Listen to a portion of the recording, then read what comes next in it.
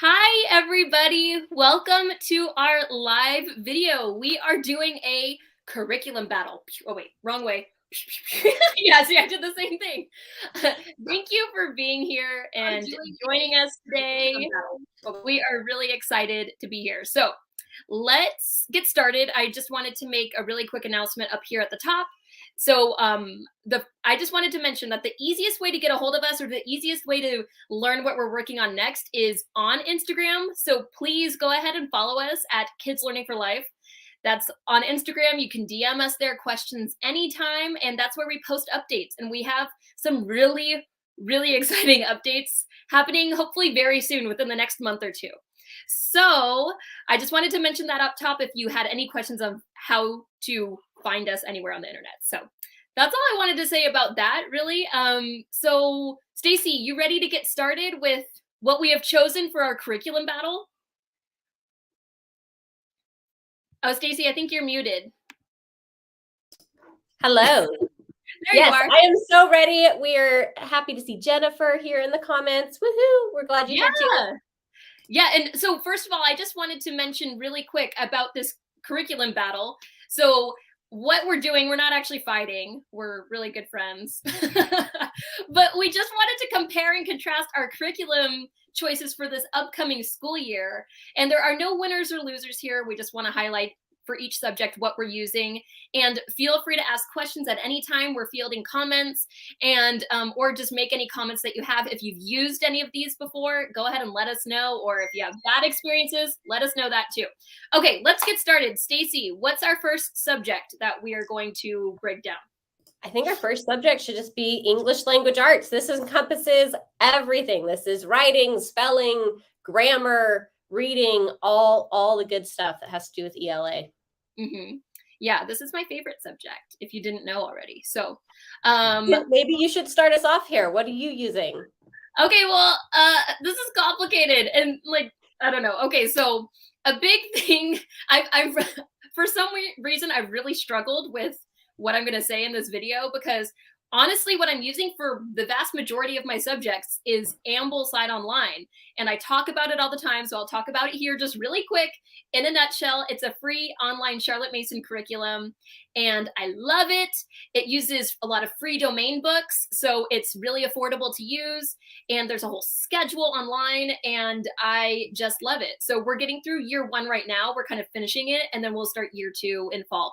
So as far as language arts goes, what I'm using with that is we do a lot of Shakespeare stuff. We do poetry. We read a lot of literature, and it's all there on the AmblesideOnline schedule. But also, I did want to mention an actual curriculum type thing that we are using is lightning literature, which is another kind of Charlotte Mason-y thing. It's a little more workbooky.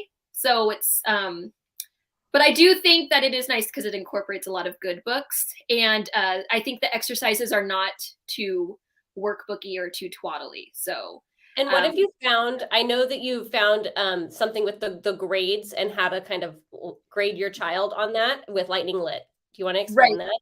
So with lightning literature, my oldest daughter is in second grade going on third grade, and we still haven't even finished the grade one book, because it is pretty advanced. She's not doing a lot of writing on her own, and it does require kids to be able to write sentences. So there are obviously, what is it called? Modifications that you can do. You can write in highlighter and have them trace over it or whatever. So that's kind of, I was doing a modified version of lightning literature for a while, but now she's able to write. So we're just making our way through it, and it teaches grammar, and it teaches like just different things about like how to read things, noticing character arcs kind of stuff. So that's why I like it. It's really simple. It's easy to use, and I love it. And it uses good books. It doesn't use bad books. So I like it. What about you, Stacey? I'm dying to hear what you're using for language arts, because your oldest son, what grades are your kids in? So mine next year will be first, third, and fourth grade. And yours next year will be first and third, right? Yes. And a toddler, but I'm not homeschooling. And a toddler. So for us, so we have always used All About Reading, and I will continue using that for the kindergartner. It's awesome. It helps teach them the basic steps. It's I don't feel like it goes too fast. It teaches them, slowly how to do phonics. And it's just worked wonders for all of my kiddos. And my kindergartner is finishing up level 1 this year, and then we'll start level 2. My current second grader is finishing up level 3, but we kind of went through level 3 slower this year, where I was using other books as well. So we were kind of using just regular reading and, just reading books like, The Last Firehawk, those kind of early beginner chapter books. They got into A to Z mysteries, different books like that. And we were utilizing those for a lot of our reading practice. So I'm going to have to give him the All About Reading placement test to see. I feel like he maybe has already surpassed the level 4, just because I think he should have maybe been doing that this year. Is there a level 5? No, level 4 is the last one for All About Reading. That's what I was going to say. I'm like, what's after that? Yeah, and that was my biggest question this year with my third grader, current third grader. I'm like, well, what do I do when All About Reading is done? So next year for the third and fourth grader, I'm going to really focus on literature studies and just finding novels for them to read together. And then we can have little discussions about them. What she's really trying to say is she's becoming a Charlotte Mason homeschooler, guys. You would love that, wouldn't you? No. Yeah, but so basically just doing that with them, having the All About Reading. And then for writing, we're going to be doing something totally different next year. This was actually a lot of our audience when I posted my video in the middle of the year, when I was just saying, I don't know what to do for writing. Please help. A lot of people suggested IEW, which is Institute of Excellence in Writing. And so I ordered the level A, I think is what it's called, year 1, and it's for 3rd through 5th grade. Okay, I'm really interested to hear how that goes, because I've heard a lot about it. It's very different because so far it's very video based. It's basically a guy is going to be teaching them kind of in a classroom-ish setting, but it'll give me something to be able to put on while I'm working with my other one. So I'm going to see how it works. We've never done a video type thing like this, so I'm curious to see, how we do with it. Quick question about that. Are you going to combine any of your kids in that level A or whatever, or are you going to just only do it with your oldest son? No, that'll be for my 3rd and 4th grader. Okay. Got it. Cool. So is that all is that everything that you're using? I feel like that sounds pretty comprehensive. So I'm not trying to say, hey, you didn't say enough. I'm pretty sure, and let me know in the comments, because I asked this a lot too. I'm going to be incorporating Handwriting Without Tears for cursive for my 3rd and 4th grader, because we haven't really gotten into cursive a whole lot. And I don't know, I just think if you can't read cursive, you can't read historical documents. So we're going to try that out. I feel like there's this debate amongst people, if cursive is important anymore or if it should be taught. So I don't know. I'm going to try it out next year and see how it goes. I need to do the cursive thing too. And I've actually heard of some people doing cursive first, which I think is actually brilliant. So yeah, I need to get on that. So let me know how that one goes too. Will do. Okay. What's our next subject that we will talk about today? Math. Oh, woo. Okay. Well, how about you start with math first? All right. Mine, very, very basic and similar to everything that I've done before. We are going to stick with primary mathematics. So we're just chugging through all those different levels. And yeah, it's just simple. It's, it can be very hands-on, and it's very open and go friendly. So I look at all these different really cool math programs and everything about them, but I haven't found anything that is bad about the program we're using that makes me want to switch. So if it's not broke, I'm not going to try and fix it. It's been working since the beginning. It's the only one I've ever tried, believe it or not. But yeah, so what about you? Well, I like how I feel like everything you just said was kind of a dig at me. No, just kidding. I'm just kidding. Definitely not. No.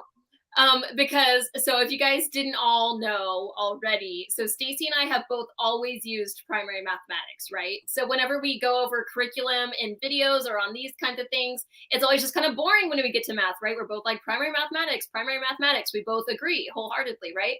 Well, Um, I made that that curriculum choices for next year video that came out, I don't know, 2 or 3 weeks ago. And the night before, I had already had it like outlined, right? I was like going to talk about primary mathematics for math. And then the night before, I was like, I really feel like I should change my math curriculum. It was kind of a crazy little chaotic moment. And so I didn't change my outline, just like spur of the moment when I was making my video. I was like, actually, I think I'm just going to change my math curriculum. So I have actually switched from primary mathematics to a different math curriculum called MEP, which stands for Math Enhancement Program. And this is actually a really interesting curriculum, and I've even showed Stacey, and she thought it was actually a really cool product for being free on the internet. Like that's kind of a recipe for disaster sometimes. So this is a free math curriculum. It was developed in the UK or somewhere in Europe. It's confusing to me. It doesn't really make a lot of sense, but it's a free complete math curriculum that I believe goes through grade 8. And it's really in depth. It's not what you would expect from a free online curriculum. So the reason I ended up kind of changing, so I have actually already implemented MEP because I felt like we needed to change immediately. So the big difference that I've been seeing between primary mathematics and MEP is primary mathematics is mastery based, meaning it really it hammers home a concept really hard, and you really just keep doing it until the kid gets that concept. And then you might revisit it briefly, like in a review lesson, but other than that, you don't really circle back to it. You've mastered it, so you move on, right? So it's like a stepping stones type thing. Whereas MEP is spiral.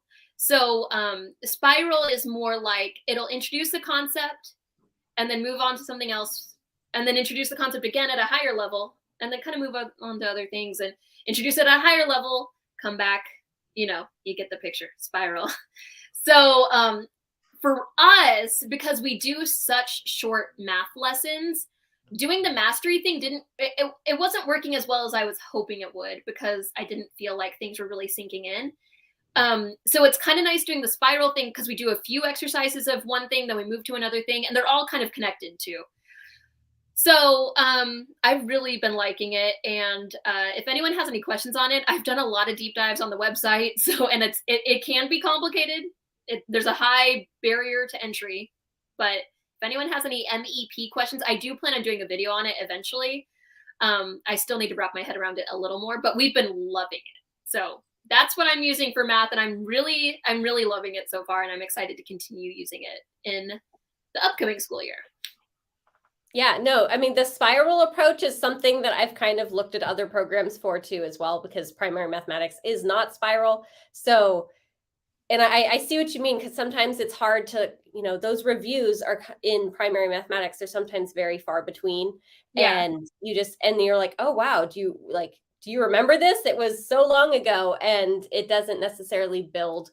So yeah, I mean, definitely something to keep in mind depending on like your children and everything.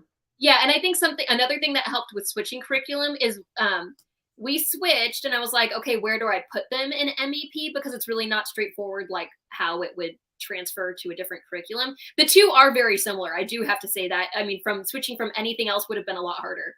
But we kind of went backwards a little bit, but I think it was really necessary. So like my oldest daughter, who's in 2nd grade right now, she's doing more like, I don't know, I don't like using grades, but she's doing more like, I guess we would call 1st grade work right now. But I think it's been really helpful, and it's been building up her confidence again and teaching math in a different way, that it's making her see things in a different way than how primary mathematics was. So even if you were looking for something to supplement your current curriculum with, you can use MEP. It's free. You just print it out. It's like worksheets. So I encourage anyone to kind of just take a look at it because it's free. I mean, there's really nothing to lose other than your time. So I love that you brought that whole concept up of, your daughter's in 2nd grade, but she's currently doing like 1st grade-ish level math, but it's building that confidence. And so I think a lot of people can get stuck on, oh, we're behind. But I mean, if you think about it, if you rush forward and your kid is just not getting it, that's probably, in my opinion, worse than going back and just reviewing, because they can learn things quickly if they have a good understanding, but you're just going to be fighting this struggle if you try to move too quickly. Yeah, and that's kind of how I was starting to feel about math. And it's not a problem with primary mathematics. I still recommend it to people. I love it. I just feel like, I don't know, going backwards, seeing things from a different perspective is helpful. So it's interesting because math is the one subject that now we kind of like, this is actually our one like battle because I used to use what you use currently. And I mean, I'm not opposed to going back, but for right now, I think MEP is kind of what they need to just get a review. I'm interested to see if it's something we kind of stick with through 8th grade. So we will see. Hang on, really quick. Both of those curriculums end in like 6th grade or 8th grade. So what do people use past then? I don't know. It varies, but it jumps into, pre-algebra and algebra. So, and then you start getting into high school topics. Like Saxon, what else? I know there's a lot of textbooks out there. I guess it depends, because when you get into high school, I know it gets more complicated with their standards. Mm-hmm. Yeah. I don't know. I work at a school where we do our own, we follow a certain thing, but it's slightly different than if you were just doing homeschooling independently. So I know nothing about high school in the independent homeschool world at all. Yeah. No, we're not there yet. We will be one day. Okay. What's the next subject that we will cover today? History. My favorite. Okay, sorry. I know. Okay. I already said language arts is my favorite subject, but I think history. You can start again since it's your favorite.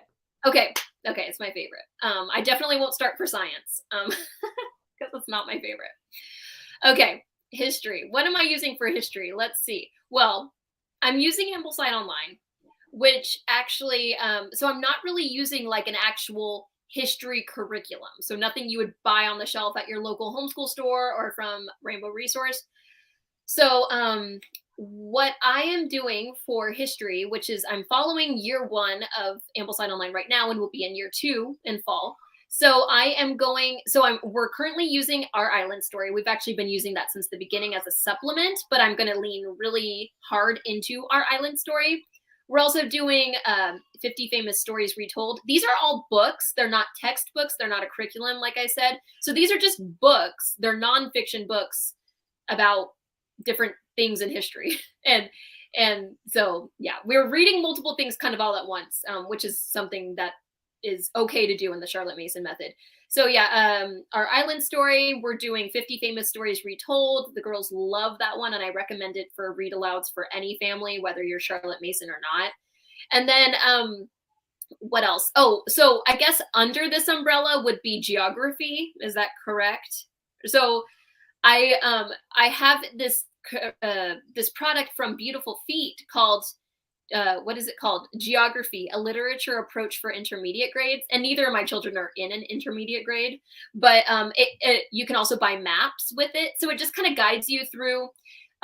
So you use these books that actually I already had on hand, which is why I bought this product. And then based on the events that happen in the books, you like trace the characters' route on a map, and you answer questions about where they went and all this stuff. So I'm really excited about that. I'm just trying to figure out how I'm gonna store these maps and all this stuff because they're big. I didn't realize how big they were. I thought they were gonna be like, a regular piece of paper. No, they're like 3 feet long. So yeah, I'm excited to use it. I just don't know how to store it. So yeah. What are you using for history, Stacey? Well, now I realize, we don't do our history curriculum does have a little bit of that geography, but I don't know. I know that you have home geography now. You have the book, exactly, which I talked about before. So, and I still have that. I just haven't read it in a while, but I love that book. It just has entry-level geography stuff. So yeah. Yeah, there was one family I saw, like if I was, this is the first time I'm thinking about geography all on its own. So, but I do know I really liked, I think it's called Tricks Geography, and it's like a bunch of map work, and it's all in this like book, and you can do it by different areas, I believe. So I don't know. Now you've given me something to think about if I want to incorporate that. But for history, what we are using is we're going to continue using History Quest. We're about halfway through the ancient times, so we're going to continue with that. And that has just been fun this year to just kind of throw in and have the kids, it is read aloud based. So it's a textbook. It's very similar to Story of the World. If you're familiar with that, it's just a more, I guess they really are on the secular side rather than I think Story of the World is kind of just like neutral. Yeah, it might feel a little more modern to people, I guess, the way that it's written. Yes. Yeah, That's yeah. a good way of putting it. So we're going to be using that. And like I said, they do have map work when you are learning about like ancient Egypt or ancient China. And so they'll have some maps, but it's not quite like in depth where you're learning a whole lot. So I don't know. Now I get to think about if I want to add geography in or not. Yeah, I think, I mean, even just using the home geography book, it's super easy. And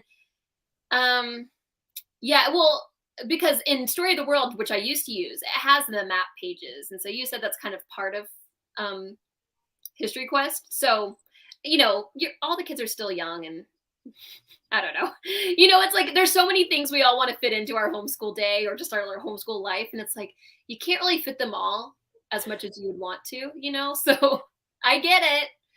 I get it.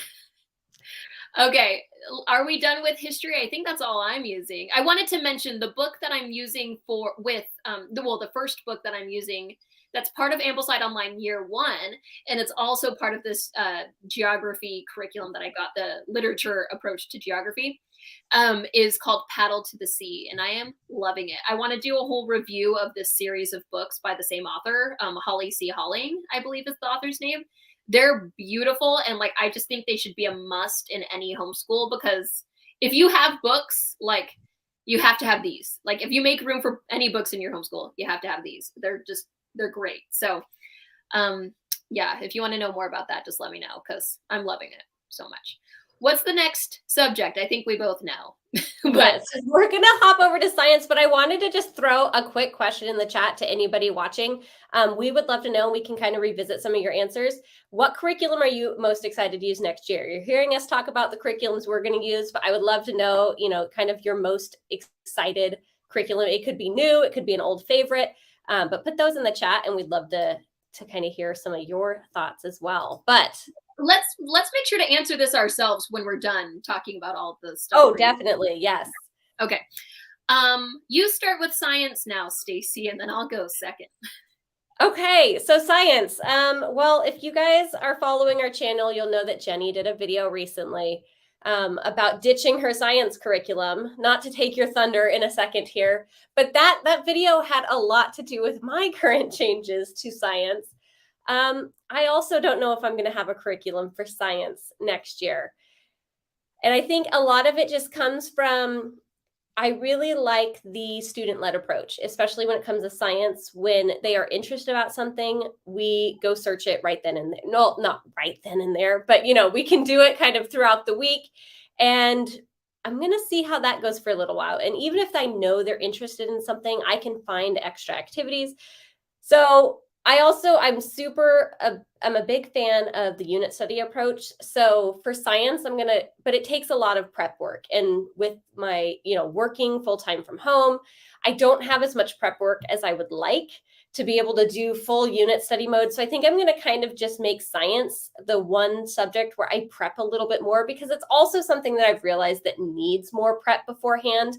So if I can just, for my own sanity, think, okay, I just have to make sure that I'm, kind of prepping or guiding science in a way that, they're interested in. So yeah, I'm still working through exactly how that's going to work, but your video influenced me. I love bringing people to the dark side of not caring about things anymore. I don't know, like, it's because it's hard for us as homeschool moms, because everything that our kids do honestly reflects on us, whether it's good or bad. And so it's hard to kind of just be like, yeah, I don't care anymore. But that's kind of how I started to get with science, because I have honestly tried, like genuinely put my heart into about, I believe it's 4 different science curriculums. Each of them were completely different from each other. Some were Christian, some were secular, some were like more like, experimenty based. Some were just like from books and all this stuff. None of them were really that fun or didn't really fit into my life very well. And I'm kind of feeling like, and there are so many science curriculums. If you look at the Rainbow Resource Catalog, which is mine and Stacey's favorite read every year, um, there are so many products sold for science. And I kind of almost feel like it's a money grab at this point. And I'm not trying to like diss curriculum publishers. I think a lot of them have honest intentions, but I think we have to like sometimes just do what works best for us. And honestly, in my homeschool, my kids learn science like so easily that I don't even have to teach it. And like you were saying, using an interest-led approach. I mean, doing nature stuff. We're lucky to live on property and we have animals. Stacey does too. So if we wanted to do nature study consistently at our home, it would be super easy. I mean, even if we didn't have animals, because we have, trees and grass and, like wild animals roaming on our property. But I do think, even if you don't have property and you just live in a house in the suburbs or even an apartment, it is possible to do something like nature study or just do an interest-led approach where it's like, hey, like Stacey, you were telling me about like your kids asked you like, what shark is bigger? What was that? Exactly. Yeah, they wanted to know the difference. They were reading a book about sharks, and my oldest just numbers stick in his head, so he'll remember something. So he knows how tall a T-Rex is, and based on something he read, and he knows how long a shark is, so he like compares things. But he was asking, a bull shark versus a great white, which is bigger, because he was getting conflicting data from the books, from two different books he was reading. So we had to go like look it up online. We found some videos to watch, and ended up finding out that the great white shark is bigger than a bull shark. But it was all, they came in and were just like, hey, we have a question. And I was like, okay, let's search it. I was at my computer. And so we just kind of did it. And that was the most fun science lesson. And it was actually that exact experience that led me to exactly what, to understand your video on why you're ditching your science curriculum. I'm like, I want more experiences like that. So if I just feel like we have more time to dive into things like that, let's do it. Right. And so I guess I don't want to like go back on what I said and like say, but I am using new science curriculum. But I think if you need resources or just something to put on a rainy day, even if you're not trying to teach science at that moment, a few resources that Stacey and I enjoy and have used and just have enjoyed with our kids are the Homeschool Science Club YouTube channel. We love that channel. We are like passionate about telling people about that YouTube channel because we don't think that enough people watch these videos. They are so well done. We have actually interviewed John, who's the dad who does that homeschool YouTube channel, a Homeschool Science Club YouTube channel. He's great. He's super smart. He knows what he's talking about. And in his videos, he goes in depth as to why it is that, whatever science topic he's talking about, like why. He goes into the why, which is really important. And not everyone does that. So, and also his kids are in the videos and it shows him like doing the experiments with his kids. It's really well done. It's really fun. So that's Homeschool Science Club on YouTube.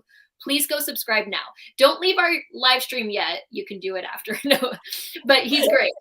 And then also something I have used, and I know Stacey has used, is Mystery Science. So this is actually it's a video-based science curriculum online. They provide printables if you want to do printables, or like the like worksheets or things that you can cut out and do like activity type things based on the lesson. It is actually used in classrooms sometimes. So you'll notice it has almost like a elementary school feel. Because sometimes it'll say, hey, you need to print out 30 pages of this. And I'm like, what? And it's like, no, that's only if you have 30 children in a classroom. So Mystery Science is really great. And I love the topics they cover. And my kids really enjoy those videos. So those are just two resources if you did want something just to do the work for you a little bit. But like I said, you don't need it if you don't want to use it. Anything for science. My favorite way to use the Mystery Science is because it is a paid curriculum online, but they also have a YouTube channel called Mystery Doug. And he has some of these shorter little, I think they're between like 2 and 5 minutes, where he asks a question and then answers it. So those are super fun that I'll just put on randomly throughout the Yeah. day to be like, hey, we don't have a science question. Let's see what, mystery, what Doug has to say and see if he can get us thinking about something. Yeah. So anything by Mystery Science, I just think is top quality, and they have really good questions that they ask and answer. Okay, what's our last one? Ooh, can I introduce this one? Go for it. The last one is foreign language. So, what foreign language are you teaching, Stacey? I am teaching Spanish for the first time. I did. This was years ago, Jenny. I can't remember how long ago it was, but we remember when I had that one curriculum and I invited you and your kids over and I said I was It going had to to teach have been Spanish. pre-COVID. It was pre-COVID. It was like over 2 years ago. It was like I was so excited about it, but I couldn't get it to stick. I, took 2 or 3 years in high school Spanish, and I know very minimal words.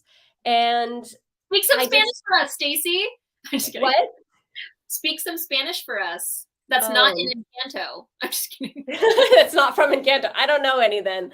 Yeah, no, we watch Encanto all the time. But so anyway, I just could not teach it because I didn't know how to say things, and they would ask me questions and I would try to, I know como se dice, like how do you say, but that was about it. And yeah, I didn't feel like I could teach it. And that was something that I really struggled with because I wanted my kids to know Spanish, but I didn't know how to teach it. I bought a curriculum, I was trying to follow that, but it just didn't feel genuine. So recently, I guess 2 months now, we have been utilizing Homeschool Spanish Academy. And this has been great. They offer one-on-one or two-on-one homeschool tutoring, but they also have their own curriculum that they will take your student through. So that's been great because it's all virtual. They have a very flexible like cancellation system. So I'm able to, 24 hours in advance cancel and reschedule my class. So there's no penalties. You just get to move that class to another day. I guess the biggest drawback is you kind of have to plan a little bit of ahead. If you want to get like a specific teacher, you want to book a couple weeks in advance just to make sure that you keep with the same teacher, which right now, each of my 3 boys are all doing a one-on-one tutoring session. And my 2 oldest, they all have a different teacher. And I did switch. I found that it kind of depends on the teacher and the kids. So it's totally fine. And they recommend switching teachers. Like if you're not if one child isn't connecting with the teacher, try switching to a new one. So we did switch teachers for my youngest, but I think I realized it wasn't the teacher because she was great. I just wanted a teacher switch because I wanted to know, is it my youngest, my kindergartner, or is it the teacher? And I think it's just he's not quite there yet. So I'm going to bump him back down to like 1 time a week instead of twice a week. Yeah, so anyway, I'm all excited, as you can see, about Homeschool Spanish Academy because they're speaking Spanish to my children. They will come on and they'll say like, hola, like, ¿cómo estás? And now my kids are answering bien. And, that's how are you good? And for anybody else that's like me, probably has no idea what I said. But yeah, so it's been working out super awesome. And I recommend it. I find that they're, pretty affordable and for one-on-one tutoring. Yeah. For sure. Mm-hmm. I'm really interested to see how that goes because I'm really intrigued. The only reason I'm not doing it is because first of all, my internet is terrible, which you and I both, deal with all the time. But also, I feel like we're so busy in the week that I don't want to schedule things. But the fact that you're saying that it's easy to cancel or reschedule, like that's really compelling to me, and I'm kind of intrigued. So yeah, I look forward to hearing how that goes. I'm really interested to know. All right. All right. I think you're teaching foreign language too, aren't you? Yeah, I'm doing Spanish as well. So I'm coming from a slightly different perspective. So I'm not going to speak Spanish here, but I do kind of speak Spanish a little bit. I used to work at a Spanish company. I took several years of Spanish. I took the 2 or 3 in high school, and then I took 2 years of Spanish in college. So I'm okay at Spanish. Okay. So I've always kind of introduced it casually in my home, just by like slight immersion, I guess. But what I've been doing is I'm using Song School Spanish with my kids. And that's a curriculum that involves a lot of song. And also something I read in the front cover that I thought was interesting is it uses code switching. So that means it's not immersion. It has kids, or it introduces words in Spanish, but in the same breath as like words in English, if that makes sense. So that within a sentence or within a song, there's English and Spanish in it. So I don't know how I feel about that quite yet, because I'm a big fan of immersion as someone who worked with all Spanish speaking people. And I spoke Spanish kind of, but I learned a lot of Spanish just by being immersed in something. So I have conflicting thoughts about it not being immersion, but that's okay. We will see what happens. My kids love it so far because it's all songs. So we're just like, we'll find ourselves kind of humming the songs throughout the day. So it's very casual right now, but it is part of the Ambleside Online schedule that daily, and in addition to math and copy work, you do some foreign language. So that's what we've been kind of doing for fun. So yeah, that's all for me, foreign language. I'm not as in depth as Stacey yet. Okay.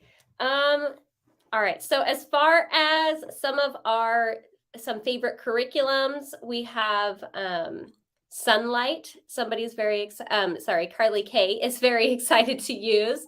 And I've heard of Sunlight, and I do like they're very literature based, which I love about them. Yeah. Lightning literature would probably be very close to that. Yeah. And they're also excited about AO, which is right up your alley. I love it. I love seeing AO. AO stands for Ambleside Online, if you were interested. Yeah, and then she also says in the comment below that, she says, geography recommendation, I'm going to do that with my year 1 and year 3 together. I feel like I didn't feel like I did Paddle to the Sea well enough the first time, and I'm limiting this year hauling, sea hauling. So yeah, I mean, these books can really just, like these hauling, sea hauling geography books, it's Paddle to the Sea, Men of the Mississippi, Seabird, and Tree in the Trail. They can just be used as casual, read aloud. So it doesn't need to be anything fancy. Let's see. Okay. Do you want to, Stacey, I think we had a few curriculum questions. Do you want to just maybe go through 1 or 2 of those really quick before we're all done? Yes. Yeah. Okay.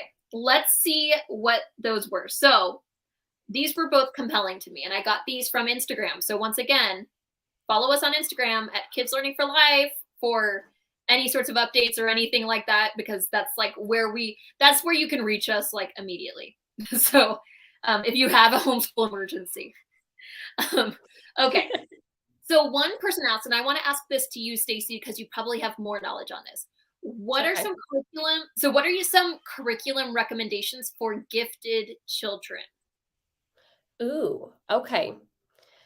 So so this is why I love homeschooling so much, is because if you think about, if you think about just kind of gifted children in general, you're not limited to one classroom anymore. You can pick whatever curriculum you want. You can pick whatever level you want. So if you have a child that is gifted in reading, you can choose older reading things for them and just go a level above. And that's totally fine.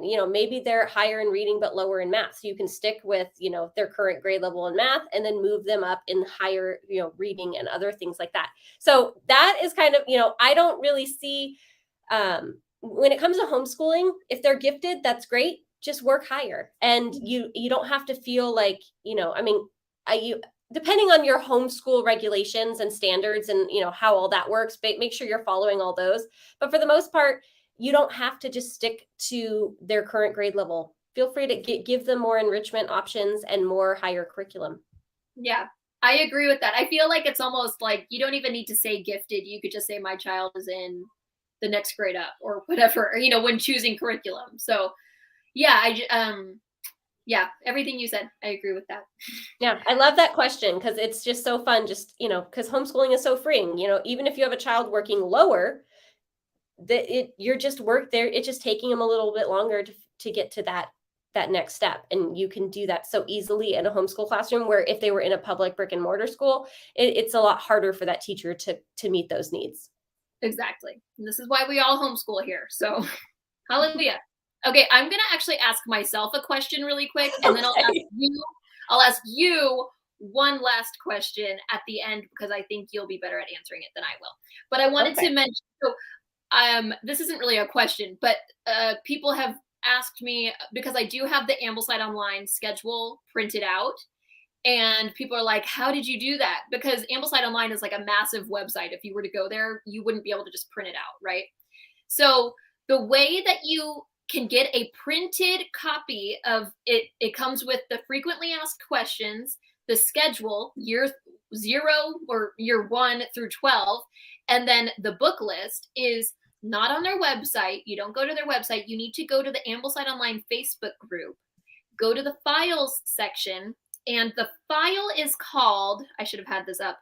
I believe it's called yeah, so it's the name that you want to search for is Ambleside Online combined, or sorry, yeah, Ambleside Online combined dot PDF. Okay, I know this is confusing, but that will be a huge PDF file of everything that you need to refer to on the Ambleside Online website. And I get questions on that because I show people my schedule and I forget that it's a novelty to have that printed.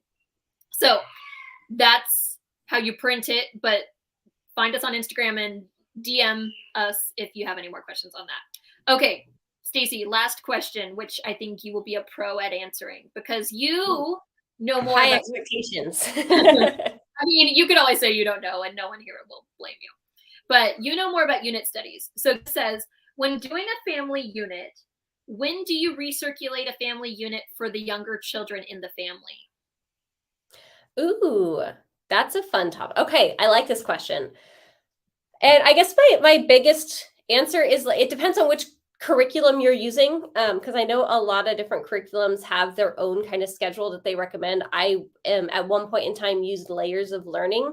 And I think that is based on a 4-year schedule. So you would do it for 4 years and then switch and start back at the beginning. So no matter what year your youngest child came in, they would just, if you were on year 3, they would start at year 3 because you know you're going to go back. And another reason I like that curriculum was because it had different, inside the curriculum, it had different activities for different age levels. So it was very family friendly because even if your kid was doing ancient Egypt again, because it focused kind of on history, they would be doing new activities, even though they'd already talked about the topic before. So that's one curriculum. And I know other curriculums have different recommendations on how you should switch. But I mean, really, kids are constantly like, it's crazy for me to think sometimes we go over something and just 2 years later I can bring up the same topic and the boys kind of, oh yeah, I kind of remember something, but they forgot a lot of the pieces. So I really don't think you can redo it too early unless you just notice that your kid remembers everything and is bored with all, and if they're all the same activity, you might want to wait and redo it again, if that makes sense. So yeah, it's kind of like it depends, and do what works well. There's no set number is I guess what I'm trying to say here. Yeah, it depends on the curriculum for sure. Because I think Story of the World, I think, is 4 years. There's a rotation because it's 4 books. And then I think when you're supposed to, you finish the fourth one and then you can go back to the first one when your children are more like fourth and fifth grade type thing. So I think that's really cool. I think that's a good idea too to, circle back to ideas that your kids learned before. Okay, really quick. I know we're kind of going long here, but I know we said we would answer which one we're most excited about this upcoming year. So, Stacey, do you want to start us off with that? I am most excited about science. I really am. I know I'm right, not doing nothing. Definitely not. But no, doing different things and just kind of seeing what comes from it. I'm really excited to just to feel like we can just go run off and do an experiment or go run off and do something, and based on what they're interested in, and be able to capture that interest and have them be excited about it. So that's what I'm most excited about. I love it. That's okay. I wish we could end on that. I'm most I'm most excited about, I mean, can I say something like very umbrella here? I'm most Sure. excited. I see a literal vulture right outside my window. Sorry, that's why I was distracted. I am most excited about just doing Ambleside Online. And so that covers a lot of my subjects and I'm just loving it. Like it's almost, I don't want to say Charlotte Mason and unschooling or like child-led in the same breath. But I do like that it's stuff that we all enjoy together. So I feel like the Ambleside Online books are things that we would read together anyway. So it feels like such a joy to say, this is us doing homeschool, like sitting around doing read alouds. It's just so great. And we love all the books. So I'm excited to really do Ambleside Online. Like, and I know you've been waiting a long time to like really dive in head first into Ambleside, because you've been doing little bits and pieces, and now I know you've been waiting a while to just totally jump in. And I know a lot of our audience is also kind of like dipping their toe into Ambleside Online as well. So I kind of want to like help people get into it, because it is possible to do. Like all these things that we're talking about are possible to do. Like Stacey and I both work. We both have Kids Learning for Life. We have multiple kids. Blah, blah, blah, blah, blah. Like the list goes on and on, but you know, it's still possible to homeschool the way that you want. So, yeah, I just want to help anyone who's like struggling to know that, you know, you can do it. We're all doing it here. You know, it's hard. We're all struggling too, but it's possible to do.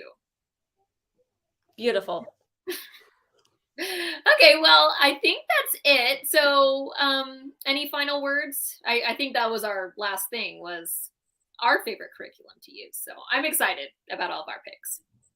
Yeah, no, I mean, again, find us on Instagram. You can always visit our website, and we have all of our information there, including our preschool and toddler curriculum, which I don't know if we've talked about very much, but it's a free preschool and toddler curriculum, unit-based, and lots of fun. And you can find our podcast on there. You can find any of our previous videos. So check out our website, and you'll find everything you need there that relates to us. Yes.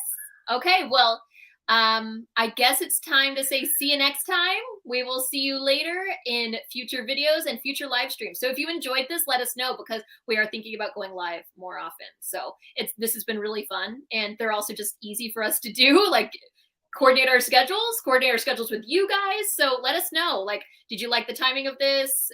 Are you interested in live streams? Would you watch it after the fact, like as the recording? Let us know. We want to know, because I love doing live streams. They're exciting to me. Okay, well, yeah, so we'll see you next time. See you next time.